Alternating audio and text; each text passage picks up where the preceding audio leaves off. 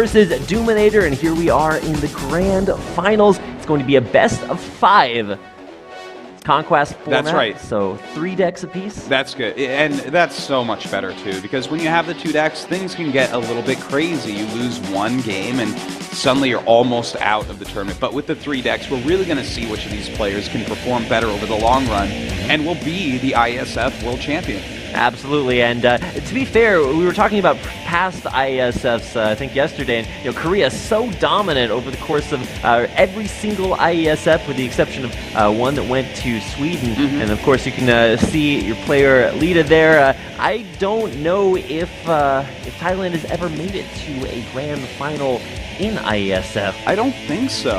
I've casted 3 or 4 IESFs, I think, and I can't recall ever a Thai team getting to the grand finals of one, but I may be wrong on that. This is a big moment, though, for him and his country in esports. Oh, absolutely, and I think it's a big moment for every country that comes to IESF to be able to represent their country on this huge stage here at the Nexon Arena in Seoul, South Korea. Of course, there you can see d00m1n80r on your screen representing Serbia. Yeah, and we see the deck that he has added in is going to be a mage deck here. I actually didn't catch the decks from the Thai player, but we'll see those as we load up. Going to be really exciting to see who can actually take this on. I've loved d00m1n80r's deck so far. He's made solid plays throughout the tournament, and I am looking at him as a favorite. Maybe I'm a little bit biased because I've watched him beat so many players, but that's my take on it. What about you, Rapid? Well, when he played the semifinal matchup versus Romania, that was incredibly close. Moody was like just a couple turns away, and then some crazy swings. We had shredders in almost every one of his games yes, that were indeed. really, really tense. So those games were balanced on a knife's edge, and I'm not quite as familiar with the Thai players, so he might have had an incredibly close run all the way up until here, but we're going to see who goes home with the Grand Championship here at Hearthstone, the 7th Esports World Championships.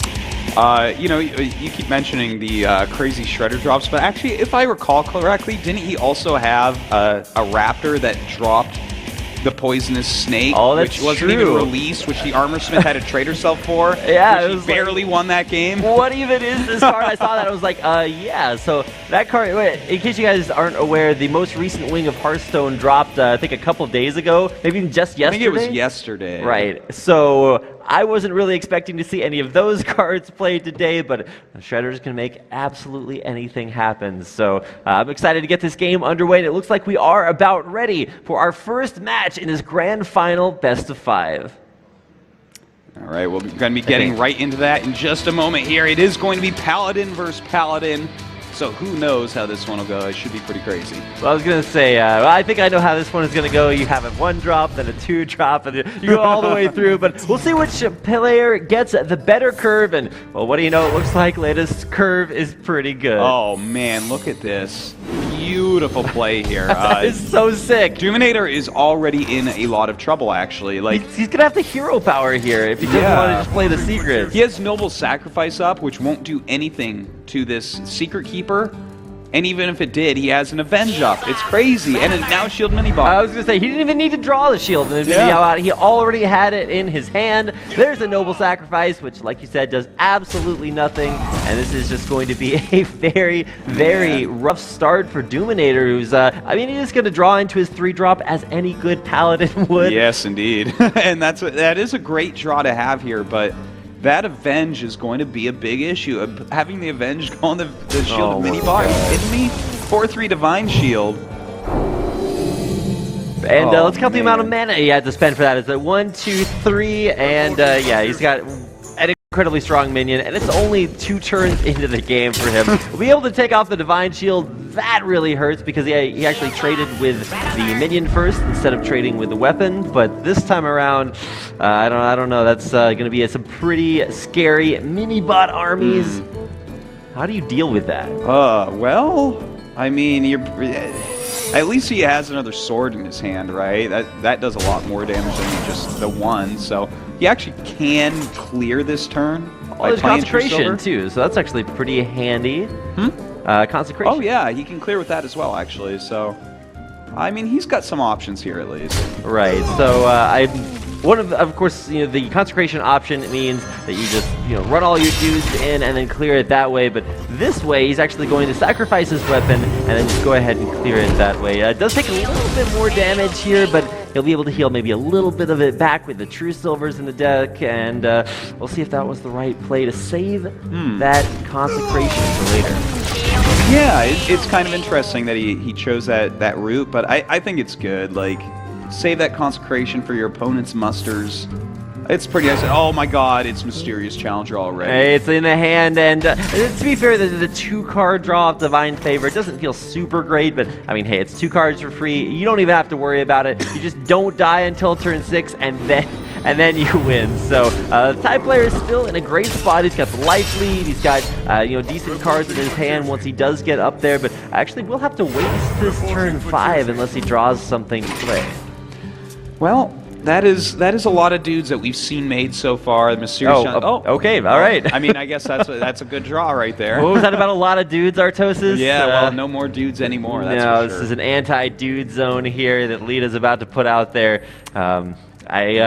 I heard it's important to play the first Mysterious Challenger in this mirror map. If you get a ton of secrets out, your Mysterious Challenger has 6 HP. Theirs only has 1, depending on, of course, which one's. And oh my gosh! Mysterious Challenger. Who's the best Paladin player here? It's Doominator. Oh man! 4 secrets out of the deck for free. And you know what really kills it? Doesn't he play the reduce your health? That does. He Not does. redemption. It's repentance. Repentance or repentance. I can't pronounce anything. But there you go. So your mind is a steel trap, Rapid. You know everything. It's like a bear trap, except it doesn't summon the bear afterwards. No, there's no secret in your head.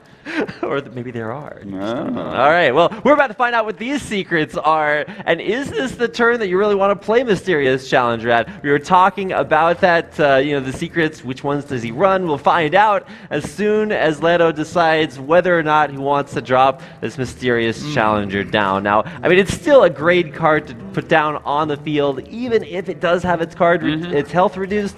But at the same time, it's like, I don't know. He's thinking about it. What are his other options? You gotta assume that he has, at least a Noble Sacrifice in there to try to defend it a little bit, and maybe the Avenge hits on him so that it's hard to actually remove him. Maybe the other Mysterious Challenger will actually have to, run into him.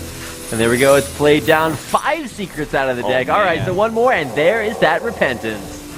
All right, well, down to just 1 health here. But that's not all. We've got more secrets ready to go. It's just absolutely every secret in the game. We're going to go ahead, give it some competitive spirit, and then even power it up with some more Repentance in the hand. Now, he is going to go ahead and just attack here. The only thing is with the Avenge, I wonder if he should have consecrated first. Oh, that's true. Because that actually diffuses basically all the secrets. Now with this, with the Avenge coming out, how do you really deal with that? You've got maybe a Cog Hammer that you put down to get some Divine Shield action going on, but yeah, even that kind of feels bad. That's about the only choice that he has at that point. With a little bit of an interesting animation as the Cog Hammer came out, it's going to use the Divine Shield very effectively. A 7/7 taunt. Still a pretty good thing to have. Right. I mean, it's okay. He's actually... Wait. Okay. He's going to consecrate the 2/1. Okay. Well, that definitely shows... he should have done the consecration first if he was going to do it, right. I would say. But is a very noble sacrifice, or maybe not so noble of a sacrifice of the consecration on just 1 card. Feels bad, man, but we still have to watch out for what Leda is going to do next. I think the move this game is... Or this turn is... Knife Juggler into... Cog, maybe? Cog Hammer? Yeah, it feels good. Probably. But at the same time, you still have to get through a taunted 7/7. I mean, Tyrion Forging is great and everything, but... Well, both of them have Tyrion here, and we have a Dr. Boom and Doominator's hand. Oh my gosh. His hand size may be small, but he's got some sick cards in it right now. Yeah, it's not about the size of your hand, it's how you use it, Artosis. Yes, indeed. And here we go. That's just what my mom always used to say, for sure. I'm pretty sure my mom never said that, Artosis. Well, we must have different moms.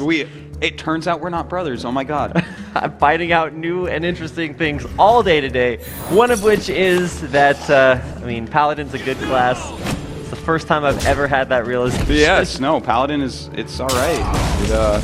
it definitely can play pretty nicely. Look how powerful these turns have had. Oh my gosh. It's just insane. Yeah, and even though we didn't hit the Dr. Boom on turn 7, I know it's never happened before, but he's got Dr. Boom even if he wants to play it here. There are a lot of secrets left open that he hasn't dealt with just yet. I'm not sure if he did have 5 secrets there, Ledah did, so anything he plays does get reduced down to 1 health. Oh, that's right. Yeah, I think you're right about that. So, do you want to play Dr. Boom here? Or do you want to play Tyrion? Well, if you play Tyrion, then the 1 health really doesn't matter. But if you play Dr. Boom, then, oh no, he's a 7-1. But they always have those boom bots there, which can trade very well into Divine Shields. Very true on that. Oh, Redemption does go up. And competitive spirit here on the Knife Juggler. Okay, so Divine Shield, Taunt, Buff. It's like this is the scariest Knife Juggler we've ever seen, except not really because he hasn't juggled any knives at all. So here comes Noble Sacrifice. That actually will. Okay, no, that's on the it's on Doominator. So it's gonna soak up the hit from the Cog Hammer, but find out what happens now is Avenge. Where's it gonna go? Oh man. My gosh, just that is brutal. A very scary, mysterious challenger, and with the redemption, it's coming right back. All right. Well, are you trying to take out this mysterious challenger here, or do you think that maybe playing the Tyrion is all right? Blessing of Kings does feel pretty good just because of how well it trades so evenly. Nothing to get rid of that 7-1 Dr. Boom, which is going to trade right back into the Knife Juggler and take out 1, 2, 3, 4 buffs on it. Oh my god, that is a lot. He could play the other, the Blessing of Kings on here as well, though. Oh, that's true. If he wants to could go make for this that. a 12-11. Why not, right? A 12-11 Knife Juggler? Sounds pretty good. Oh, there's a nice boom bot. Hit goes straight to the face so that it doesn't damage the Knife Juggler. You definitely want to make that trade. He could have gone for some fancy boom bot shenanigans, but better just trade in that Dr. Boom. It's kind of what it was meant for, and now here we are about to find out what.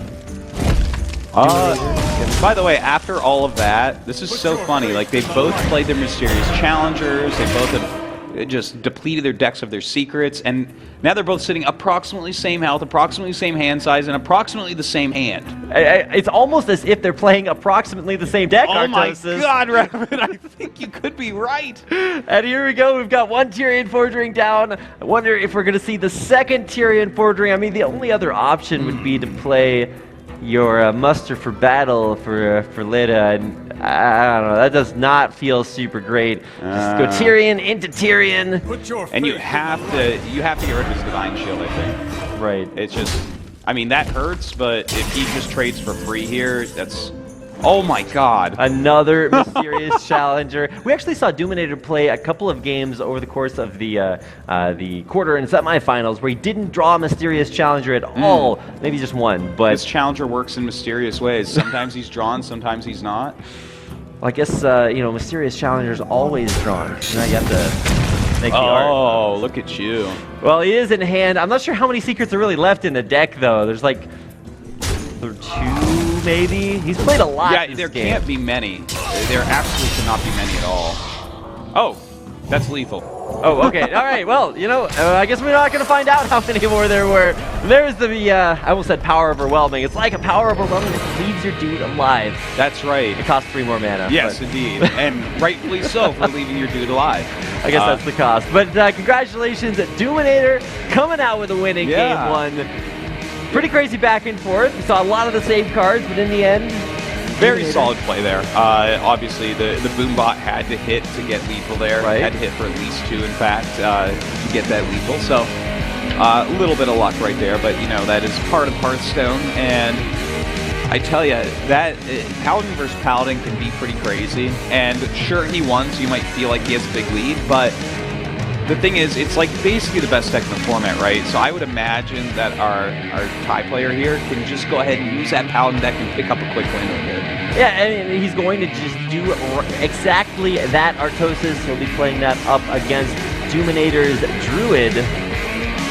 I get to be psychic this time. Yes, no, I'm like, how do you know? And then I turn and see that you have, you're peeking at a the PC sickest I don't predictions. see. Like, Right, wow. I lock in all of my wagers and like totally guess he's gonna play those classes. But here we go. We're about to get into game number 2. This is a best of 5.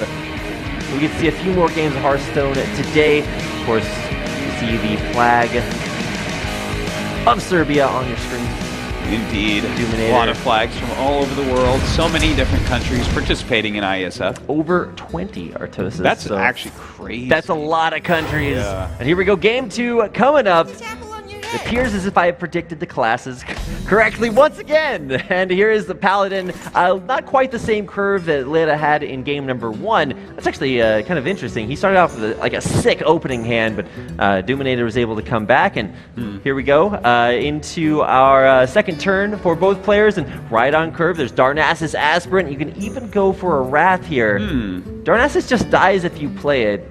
But it does, yeah. It like forces the Knife Juggler into you, so I feel like I would Wrath, but no, I guess he does too. Okay, well there goes the Wrath, so gonna just go for clearing the board. Now this is going to mean that when Shielded Minibot comes down, that's actually gonna trade a little bit better into the Darnassus Aspirant, because obviously stays alive afterwards, but it will depend on what's played afterwards. I mean, we're coming up on turn 4, so there is going to be a True Silver Champion coming out. So maybe you just save that Divine Shield and go straight to phase. You probably do, but of course, if your opponent has, a drop to actually abuse this Darnassus Aspirant, you're going to feel really bad about that. But I don't think that there's really any way around it anyways. Well, he should be able to play. Yeah, there is the competitive spirit out there. A lot of stuff to bump there on the board, especially if these spiders get popped this turn. I don't think there's really any way of doing that. Just trying to play some Hearthstone, doing some musical chairs at the same time. But here we go. We've got Swipe. That is a great way to start to deal with a lot of what's on the board. However, if any minions are left up, Competitive Spirit is going to do a great job, actually, especially if he actually hits the Creeper. I guess he doesn't end up doing so, but either way, this Competitive Spirit is actually going to get a lot of work done here. He's going to Wrath for 1 just to draw, and hey, there you go. That's actually a pretty good card. I would say that's about the best draw you could get off of that. And it can spawn new cards from the most recent wing, even though they're not allowed to be played yet. I know, isn't this fun? This is actually pretty crazy. So he's got a 2-3 and a 3-2, so some good trades available, and that is a very good Competitive Spirit because it also means that this time around he can go straight into the True Silver Champion, clear things out, and have even stronger minions on the board. Yeah, this is looking really good for Ledah, our Paladin player here.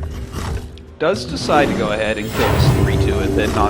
Not any big surprise right there, but what one drop will get? Man, we're about to see. Oh, a taunt that he's forced to run into. He does trade pretty badly for d00m1n80r. He's able to just clear the board once again, and oh, there's a nice swipe set up there, but it feels kind of bad to use it now because the spiders will survive. You still got a couple 1/1s if you use that now, so it's like, he doesn't really have any great play for 5 mana. Kind of surprising. There are a lot of good 5-drops in Druid decks. I know when I first started playing Druid, I was like, okay, let's make this nice curve here. And I was like, oh, I want all of these cards. What do you know? They all cost 5 mana. So he's got Druids with the Claw. I think is the most common one that you might expect to see here. But let's get a hero power this down. Play Darnassus. All right, fair enough. I mean, this is going to probably just use up the other charge on that sword, which is totally fine. And as of the... Well, next turn, I guess he's not going to have 7 mana. He's going to have 6, but that gives him a lot of options in his hand anyways. Yeah, I was waiting for that Dr. Boom to come out. We got a few more turns before that happens. Still, True Silver Champion trading 2 for 1. Actually pretty good value there, although depending on how these hand sizes work, it could get kind of crazy. There's a lot of card draw in the Druid deck, so he can get his hand size up really big, but then maybe Divine Favor comes out and have that countered. But a lot of dudes on the field now, but what do you know? Swipe. Pretty good card. Indeed. Swipe is not a bad play here if you pop that little spider dude, and it looks like that's what he's going to do. Goodbye, Spider Dude. Oh, man, Spider Dude. Seen better days, and here comes the Swipe. That is pretty much the perfect card at the perfect situation. I mean, he's had Swipe. He's had to hold it in his hand for a while, but, wise decision to do so. Able to clear the board. But this is still Ledah's turn, so he'll be able to establish a little bit of tempo of his own. Well, both of them have pretty insane hands when you look at it here, right? Like, this turn is weak for our Paladin player, but after this, he's got turn 7 Dr. Boom, turn 8 Tyrion. But on the other hand, we have, obviously, the Ancient of Lore coming up. We have the combo already in hand. there's a lot of cool stuff going on for him. So what do you do here if you're Doominator? If you play your Ancient of Lore, it just dies. Yeah, that's rough. But you're drawing 2 cards, you might be able to pick up something to help clear the board the next turn, I guess. I think you still have to play it. Where you draw into the Moonfire and you're able to clear it off. There you go, the Moonfire. I called it. I remember when Malagos Druid was a thing where you're just like, Malagos, Moonfire, you're like, what is this damage? But that has not been a good card for a while. All right, I don't know. a swipe is a pretty good draw here, I have to say. It certainly is, and he's got a lot of different ways to draw it. You can go ahead, drop down that the Ancient of Lore, and if he does draw into swipe, then he actually doesn't have enough mana. He'll only have he's actually 1 short. Yeah. So I was miscounting there. So no, I think he can't combo. Well, I guess he can combo to. I think you're probably gonna have to use your keeper as well as your piloted, right? And just like kind of develop your board a bit. And you're gonna take so much damage next turn. Yeah, it's Dr. Boom, man.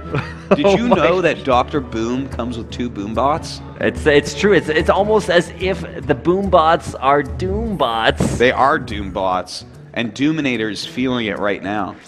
Safeguard. That is Doominator after this game. Oh my god! We'll see what comes out of this shredder when it pops. But like you said, just developing the board a little bit. Kind of feels bad to leave Dr. Boom up there for as long as that.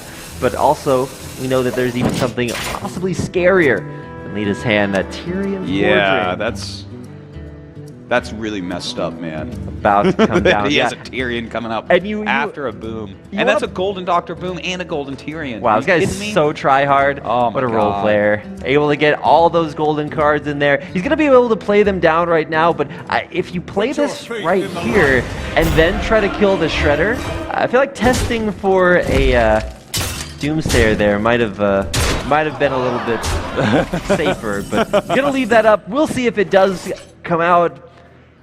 Do you play, let's see, you have the opportunity to taunt. You can your Druid of the Claw. Clear everything if you combo, but you're taking so much damage. Like, you might actually die, so I don't really care for that. Yeah.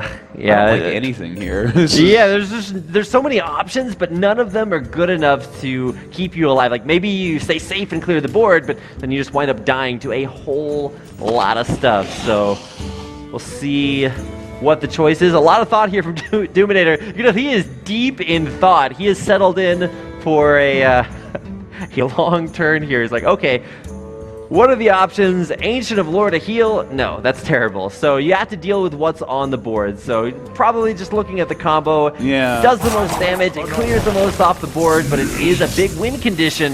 Isn't there anymore? Yeah, it's kind of an issue. So, I mean, he's gonna clear it. There's gonna be a big ass sword out. Oh, that's actually, that Chugger could end up being really good here. It's very resilient, you know, 3 health. One of the better cards that you can get. And, well, there's an Ashbringer, but if you're frozen, you can't attack. Exactly. If these boom bots fizzle out and don't do what the boom bots normally do, which is kill all of your opponent's minions or your opponent, then he could be in trouble if he gets frozen every turn. That Ashbringer doesn't do anything. Alternatively, Artosis, if they do 8 damage to the face, it's going to be a little bit ridiculous. But yeah, there's Consecration, so he will be able to kill off that Chugger. There's one boom bot, and that's all it takes. Yay, a boom bot to the face, and that is going to be game number 2. Going to our tie player. Okay, so that's good. I like that because we have the Paladin decks out of the way. Right. The deck can be very silly, as we just saw. He did not draw Secrets. He did not draw Mysterious Keeper. It didn't matter. No, it didn't matter at all. Turn 8 Tyrion? Yeah, no problem. Turns out Paladin winning 2 games in a row. And you actually called that earlier. You're like, hey, he still has Paladin to maybe come back in this. Yeah, and that's exactly what he did. So, you know, congratulations to Thailand tying it up. Oh, wow. As Why do they call it Thailand? Well, it's almost as if you can expect this to go all the way to 5 games. I'd be super excited for that. We're casting Hearthstone. So here we go into our third game. Feels like these are going pretty quickly. Yeah, they really are. It looks like it's going to be Druid versus Druid in our next game. I just turned over here and saw Artosis like pull this crystal ball out from underneath the desk. Like, I wonder what these classes are going to be. I got my Magic 8-Ball keychain on me today. And here we go, Druid versus Druid. Success once again at predicting these matchups. And already right off the bat, looks like we're going for a turn 1 piloted Shredder. Well, that's a good play. A turn 1 piloted Shredder. Oh my god, and he doesn't have anything to deal with that. I mean, if this is a Wrath draw right here, then that's actually the sickest outplayed. Yeah. But no Wrath to draw, no really cards to play at all other than just hero powering here. And man, wow, he's going to get so much value out of this. yeah, absolutely. He's going to be able to do at least 4 damage, and then eventually, whenever Leida's able to kill it, it's just going to respawn. We'll see. And oh my gosh, there's a mounted Raptor there as well. Kind of the mini Shredder that should be coming out next turn. I was like, you play all your cards, you've got all these options. You want to just hero powering your first 2 turns. So it's so rough. I hate it when that happens. But this is something, oh, well, I mean, you drop that for sure, but this is something that happens to Druids sometimes. You just draw your end game instead of any early game, and yeah, it happens. But hey, look, this is my prediction, right? All right. d00m1n80r takes this game down. The next game, Ledah takes down with his Druid. Just so I can make that terrible tie joke again. That tie joke is coming back. We actually had tie jokes earlier when we were, walking in. Apparently our ties were not fabulous enough, so we had to get a tie buff up here. But indeed. Swipe gonna be played here, and it will clear out the board for a second, and then we've got the Tiny Master of Evil. Oh god, we have the guy, the Trog that gets stuff from. He's never going to become bigger than 1/3 because we don't have any overload in this deck. Oh, that's true. What is the 3/2 here? The 3/2, a Tiny Master of Evil, Tiny something of Evil, Tiny Knight of Evil, something like that. Oh, okay. Where shall I strike? But if he takes a lot of damage, then I guess that could get powered up. We'll have to see. Here we go. Azure Drake is the draw. I guess that feels kind of bad to play because it trades so well. So yeah, probably just wrathing this away. Yeah, I would imagine he'll just clear this out. But look, he just keeps having shredders all over the place, whether they're Raptor shredders or piloted shredders. He loves those Guy just won't run respawn out of minions. death rattles, lots of cool random stuff that can come out of that, and I think we actually might get a chance to see what it is. The Wraths for 3 here, and then, okay, well, I wanted to see what was inside, but better to leave it up and force your opponent to kill it, so that then you get to use the minion, hopefully. That's true, that's true. It's so weird seeing those cards come out there, because there's like so much just like random stuff out of d00m1n80r's deck. It's like he's playing his Druid deck, and then like pieces of other decks. It's like when you play against Priest. They just pull out all these random cards like legendaries and all kinds of stuff that they shouldn't have. But stealing some of your stuff as well. like you're playing your deck too. All right, so Ledah gonna finally start a comeback of some sort here, but look at this. We have the combo in hand and Tarzan coming out. Oh my god, and that is going to make the combo playable next turn, Artosis. And in fact, that's going to be lethal. Unfortunate. So there's like no way. I'm thinking about this. Okay, so how do you trade out here to stay alive? Because you also have to make sure that you don't die next turn. You can't. No, there's no way to do it. If he had drawn into like antique heal bot, he'd still die next turn. Yeah, he would. You're right, actually. Yeah, no, he's pretty dead, actually. He doesn't quite know it yet, but he might be feeling it with the way this game has gone. d00m1n80r has had the sickest draw so far. Just a perfect curve and everything working out for him. It turns out if you have 6 good turns in a row, you can finally have a play that beats your opponent's turn 7 Dr. Boom. That's true. Look, he might drop Dr. Boom here thinking, okay, I'm getting there, but... Yeah, if I don't die next turn, I'll go ahead and win it, but to be fair, I'm trying to figure out how many other ways there would have been to die on turn 7, knowing that stuff is getting discounted, but here comes the, not even just the combo, just going to go ahead and trade away as much damage as possible, but... Hey, he clears the board. Oh, sorry, you're still dead. Yeah, it's like, yeah, I had the whole combo in my hand when I played Emperor Thor's. He draws a card that discards his whole hand immediately. No, doesn't exist. And here comes the combo straight to the face, and that is going to be a pretty good way to win the game. d00m1n80r. Wow. Representing Serbia, they are going to come out to a 2-1 lead in the IESF 7th Esports World Championship Finals. Well, d00m1n80r looking pretty good right now. He's up 2-1. Only has his mage deck left over. So We'll see what Leda wants to use against that. He has Warlock and Druid at this point. Do you reuse your Druid, do you think, or switch over to Warlock? I was going to say, the Warlock deck, so versatile, can be difficult to play, and of course we haven't actually seen what Doominator is running in his Mage deck. Yeah, that's true. We don't know what to expect. Yeah, and if it's a Tempo Mage, that Druid deck could have a pretty tough time with that, so I wouldn't mind him switching over to Warlock here and giving that a go. All right, well, it does look like we are going to have our fourth game, there we go. Almost one game behind. Fourth game in this best of 5 coming out, and it does look like it is going to be an EsportsTV. That's my baby, actually. Aww. Hey, it's one of the most esports babies in the world. Yeah, that's true, she is. And here we go into our fourth game of the match. It's going to be a Tempo Mage.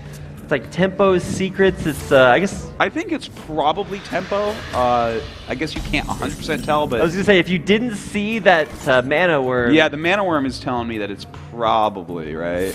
Well, it does have Dr. Boom in it, too, so that's a lot of tempo there as well. And, okay, Ronin, all right. Mirror Entities, that's normally a Tempo edition. But anyways, it's some sort of thing like that. But we do have, actually, it looks like... Well, I mean, it's obviously a hand-locked variant here. Can't tell exactly what it is at the moment, though. It actually, with the mind control tech, this actually looks like it could be a Reno. Yeah, that's what I was thinking, actually. So let's see if that's the case. But this is a sick quick start here. Look at that 3/3 Mana Worm already. Yeah, absolutely. Ridiculously difficult to deal with. Very few ways to take it off the board, too. I mean, Refreshment Vendor just to heal yourself back up, and yeah, that's going to be the play there for Leda. I like it. I think this is Reno Lock, by the way. I think you have an accurate call there, especially with that dude. Unfortunately, as great as Reno Lock is, you have to play one of every single different kind of card to make sure it's consistent, and that means that you're playing a lot of high-cost cards. Yeah. I think he's drawn almost every single one of them, so this is a very slow hand for Leda, but sometimes it just doesn't matter. Yeah, I mean... Let's see if he can stabilize here. Right now we don't... I guess you can play like an Azure Drake, but the Mage deck's being slowed down a little bit. What I'm afraid of is look how much damage is in that hand. Oh my god. He has like the Ronin. He can get like so many fireballs late game. Ugh. Somehow Leda's going to have to be able to take board control and then win suddenly before that all kicks in. Because for a Freeze Mage, you expect to have that crazy burst down there. Maybe a little bit less so here for the Tempo Mage, but there's still so much burst damage. Even if you heal yourself back up to 30 health, sometimes it's just not enough. All right, well, gonna go ahead and start clearing this out a little bit here. Doing some good trading so far. 22 health. He's stabilizing pretty well, I would say. And this, I mean, one counter to being bursted down. Mal'Ganis is in the hand. If that comes in off of this Void Caller, then you can't get bursted down at all. So we'll see what comes off of that. But, oh, 2 Sorcerer's Apprentice. That's actually ridiculous. You play like 3 incredibly strong cards this turn. Yeah, that's pretty cool. Sorcerer's Apprentice can be pretty neat, especially when you're utilizing that with the Fireballs of Antonidas, but I don't think they'll live that long at this point. I always thought that card in the golden version should have like little Mickey Mouse ears for the Sorcerer's Apprentice. Unfortunately, copyrights exist, Artosis. And how rough that is. We are going to see most likely the... I don't know if you clear that Void Caller out, because that can be kind of scary. Yeah, that gets really scary if you kill off Void Caller and you're not like completely prepared for whatever might pop out. Maybe kill it off next turn, where you have like enough mana to even kill off something like a Mal'Ganis.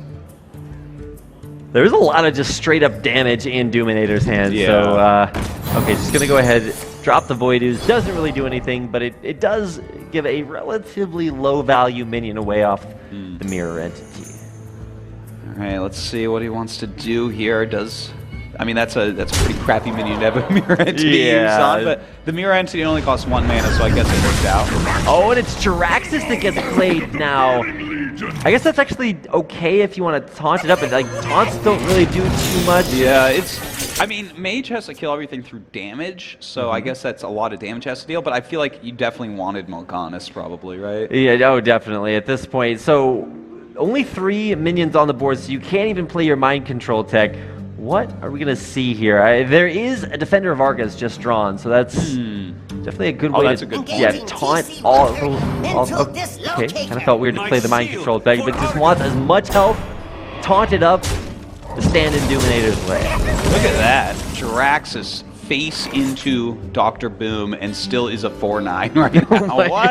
gosh. He's actually a pretty strong card, Yeah. even if he doesn't replace your hero. So now we get to see one of my favorite cards. Oh, yeah, I As love soon this. as the new cards came out, I was like, okay, let's go ahead and theory craft everything. I was like, dude, that Ronin card is sick. It is and then, sick. And then absolutely no one plays it in almost any deck I except know. this one.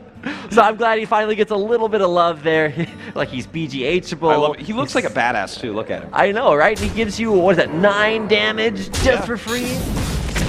And then you draw a card, you can't hold it in your hand because your Boombot hand... spells or something like. That's true, yeah. So we'll see where those boom bots hit, and it actually does clear out quite a bit. And here it comes down, the big fireball straight to the face. That is not super great. He does draw 1 arcane missile. He could actually get 3 more arcane missiles here. Oh my god, this is kind of crazy. Like, okay, so he has the arcane missile. He has Antonidas in hand right now. Like, if he can somehow not die right away, he has so much damage incoming. Only for, let's see, 15 health, so how does this work? You play the Mana Wraith and then you try to just drop a bunch of low-cost spells? Oh, I'm not sure. He needs to hit Draxus for at least 1 here. That's the one thing I do know. Oh, there it is. And there you go. It also hits for 1... Wait. Oh. Oh, okay. I see what he's saying. He's actually going to clear this out. This is actually really nice. And then the next turn, he can do Antonidas with 3 arcane missiles. Oh my gosh, that is so much damage, even That's just actually from the insane. arcane missiles. And then you get fireballs too. It's a really good combo unless he just straight up dies. This is pretty crazy good play by Doominator. And like, with 3 arcane missiles, he's actually going to deal, like, that's 9 damage plus 3 more on the Mana Worm. That's actually like 16 damage if there's nothing out. Oh Like, my gosh. Now, Mal'Ganis should be the drop here. Nothing else feels extremely good. I mean, you could go for Emperor, but then you still are only 20 health versus a mage that still can have a lot of damage in hand. yeah. And we still haven't seen Reno Jackson, though, so... Oh, actually going to go for a board clear instead. Okay, he knows that with the arcane missiles there, he would actually take too much damage. But I think here, I think I would drop the Antonidas and play 3 arcane missiles. Oh, man. I think for sure that's what I would do. I don't think you're ever going to get a better opportunity to play that combo. Yeah. And it's going to look so cool. Oh my god. Oh my ready? god. Oh, no! Oh, no! He had so many possibilities, but he is just going to go ahead, clear out the Shredder, see where these arcane missiles go. 1, 2. Oh, the perfect arcane missiles! Incredibly well played there. I have by a feeling Doominator. we're about to have an IESF World Champion crown. Oh man, it's coming in here. Doominator already with 2 wins on the board. 1 win away from representing Serbia in the grand finals with a victory. Yeah, this is a pretty big deal. This is a lot of incoming damage next turn. I mean, I think you have to tap here, obviously. I guess he's counting up playing Mal'Ganis, what that looks like here. Right, if you play Mal'Ganis, then it pretty much just says fireball pinged and then you take 1 billion damage to the face anyway. Yeah, you still take 11. What can you draw into here? I mean, if you tap into Reno, you go all the way back up to 30 health, but you don't really develop a whole lot on the board. You play Reno Jackson, and that's if you it. tap, you can... Oh wait, no, you can't. Reno's 6, so you can't Reno and Molten. Right. Yeah, this is... I think he knows he's dead if he plays Mal'Ganis, but gonna go for it. Thing is, here you still take 11. That's the big problem. And a fireball is replaced. Oh, and there's another arcane Have an missile. arcane missile, why don't you? How many arcane missiles are in this deck? Absolutely ridiculous. We're gonna see a lot of fireballs this turn, Artosis. We're going to see 1 to Mal'Ganis. He's also going to, I guess you just play arcane missiles into that and see how lucky you get. But and if too many of the arcane missiles hit the face, then it doesn't do as much damage. Oh man. Oof. Gonna have a lot of ahas this turn too. Do you just hero power to make sure that you're consistent? Well, I think the arcane missile, doesn't it have to hit because you can't actually deal damage to the opposing hero? Can't I actually you- haven't tested this. I'm pretty sure you can randomly hit it and it does 0 damage. Okay. But yeah, just going to go ahead and hero power. Make Safety sure that first. these are all going to hit the face. Goes for the fireball. Which actually, I think, isn't the most damage that he could have dealt that turn. Because he could have played 3 arcane missiles, right? Yeah, that's true, actually. So it would have been 9 damage. So it would have been 3 more damage. I don't know. He'd have a lot more fireballs in his hands, that's for sure. Yeah, So. he certainly would. I think there's almost no way out of this. He literally has to tap into Reno right now to have any chance. Oh man, here we go. Gonna go for the tap. It's Demon Wrath. That is not going to be the answer. There's the concede, and Dominator, representing Serbia, will be your IESF Hearthstone World Champion. Absolutely awesome play here this weekend by Dominator. The fact that he has gone ahead and taken first place. I wonder if this is a guy we're going to see start hitting up the international Hearthstone tournament scene. I mean, he's in Europe, right around all that, the DreamHack scene. He's right around a lot of very strong esports organizations, and maybe going to be part of one himself. Looking forward to seeing him not only here at IESF picking up the World Championship, but also if you're representing Serbia in more tournaments to come. Yeah, I would love to see it. I was talking to him a little bit earlier on. Very friendly guy. I think that he's obviously a very good Hearthstone player. Brought very good, well-prepared decks. Played one of our favorite cards there as well, Ronan, getting all those ridiculous arcade missiles. Didn't play as many of them as it could have. Man, that's like, feels bad, man. But it feels really good to win, and especially good because there's so many supporters in the crowd. We have, Serbia and all of their teams being represented here, just cheering on their fellow Hearthstone player. Some big hugs coming out from him in the crowd, and it's just been incredible to watch the passion from that nation as they arrive in the championship. That's right. To take it down. They are the world champions of Hearthstone right now for ISF, so that is a big deal. Flying over to Korea and just destroying through everybody as well, beating Korea, beating Romania, and then Thailand in the finals. And that's 2 of the hardest nations to really face in Hearthstone, no matter what tournament you're going to. So really exciting, incredible to see that much success. Of course, very, very well-deserved victory there for Dominator. So congratulations, Dominator Serbia, winning the championship. And that's going to do it for Hearthstone here today, Artosis. Indeed it is. It's been a wonderful Hearthstone tournament here at ISF. As you can see, first place goes to Serbia and Dominator. Second place to Thailand with MiTH.Ledah. And then, of course, third place we saw yesterday going to Romania's MiTH. Very well played by all 3 competitors. Top 3 at IESF World Championship. Nothing to be ashamed of. Incredibly skilled games, and glad I got a chance to cast them with you, Artosis. Oh, yes. It has been a pleasure. Wonderful caster indeed you are, Rapid. Well, thank you very much. Looks like it's time to shut down this Hearthstone cast and get StarCraft ready. So guys, don't go anywhere. We'll be right back.